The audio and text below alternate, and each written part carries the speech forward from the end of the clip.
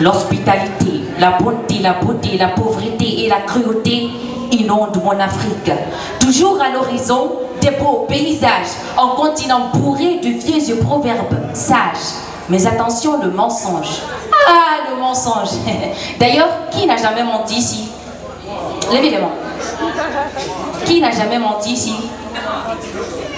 Mon frère, dire que vous n'avez jamais menti, c'est d'ailleurs le plus grand mensonge, vrai ou faux. En Afrique, tout le monde est matérialiste. Nul ne pose ses compétences idéologiques. Derrière ton dos, on te critique et devant toi, il se la joue aux socialistes. Vrai ou faux? En Afrique, la majorité n'ont pas nos petits polycolambi. À ton bonheur, ils sont mécontents et à ton malheur, toujours franc. Vrai ou faux? En Afrique, le noir est ennemi de son prochain. Devant toi, il sourit et rit. Des paroles sucrées dans leur bouche, ça pue. Ils attendent que tu tournes le dos pour t'insérer leur venin.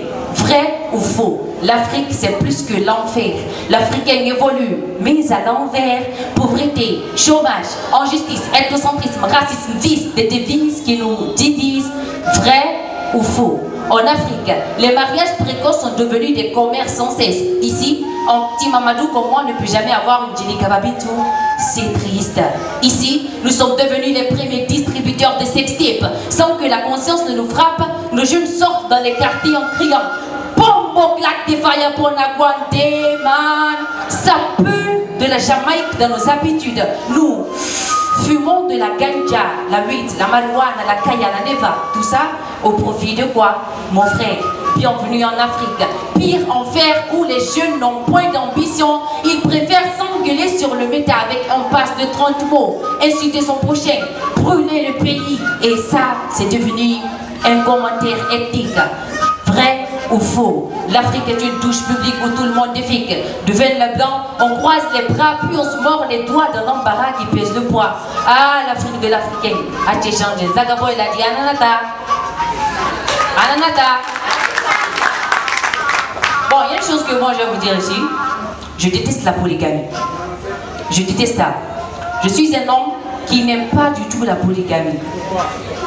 Moi, les femmes, est-ce que vous aimez la polygamie? Non. Vous aimez pas ça? Non. Vous aimez pas ça? Oui. Non. Moi, je vais marier qu'une seule femme. Une seule femme. Eh, je jure. Je jure. Incompréhension, dispute familiale, jalousie inutile, pauvreté, famille maudite. Qui a dit à l'Africain d'être polygame? Est-ce nos coutumes? Est-ce la religion? Est-ce la loi? Point d'interrogation. Dans nos foyers, c'est l'inégalité qui erre. L'homme dans sa soif sexuelle préfère avoir 1, 2, 3, 4 épouses et bien plus. Mon frère, crois-tu que tu es le seul homme sur terre? Penses-tu que tu es la seule créature à satisfaire? Crois-tu que face à cette bestialité que moi, je vais me taire? Comment pourrais-je me taire si dans nos communautés, le droit d'aînesse est pitoyablement buté, le respect électrocuté par une jeunesse à la perversité indiscutée?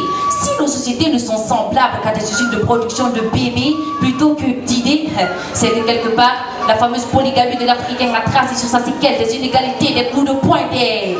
Bon, bref, des querelles. Une co-épouse dans la jalousie.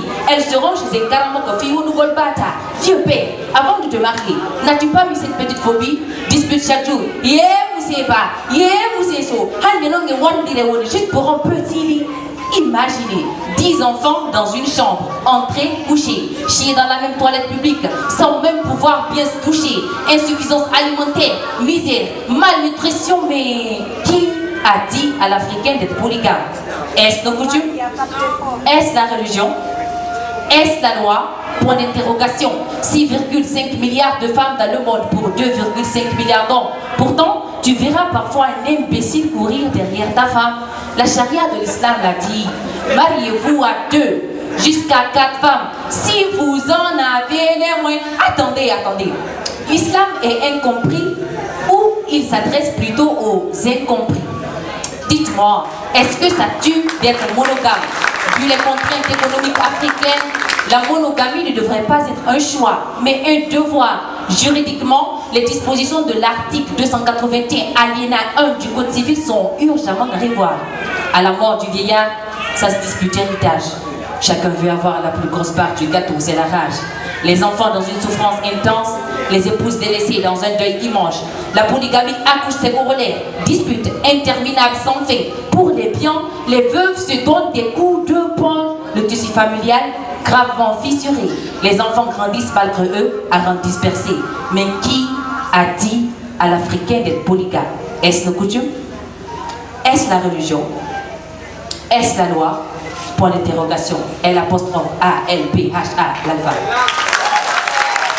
Je suis Mamadou Alpha Diallo à l'état civil, étudiant à l'Université Kofi Annan de Guinée en journalisme, faculté des lettres et sciences humaines, et à la fois aussi champion national de slam Guinée 2022-2023. Je dirais que c'est l'un des meilleurs festivals que j'ai jamais eu à assister dans ce pays, et surtout que c'est fait à l'abbé, dans la ville de Karamoko-Afam Famolabé, et initié par l'honorable Mamadou Tog, ici au Centre culturel Cap-Verdais. Il y a eu beaucoup d'échanges avec des formations, des beaux spectacles. Beaucoup y sont parvenus à nous donner le meilleur et j'espère que ça va continuer ainsi. En tout cas pour moi, ce festival, c'est l'un des meilleurs en Guinée pour le moment, actuellement. Je dirais que c'est un art oratoire qui prend de l'ampleur en Guinée et qui est instructive, éducative. Donc, il faudrait qu'il fasse le mieux pour apprendre cet art. Avec cet art, tu peux te créer des champs relationnels, avoir beaucoup de relations et surtout aussi se former parce que en matière de slam, ce n'est pas que la déclamation qui compte, il y a aussi ce qu'on appelle la poésie. Et la poésie est un médoc pour nous, un médicament, une façon pour nous de nous exprimer en public.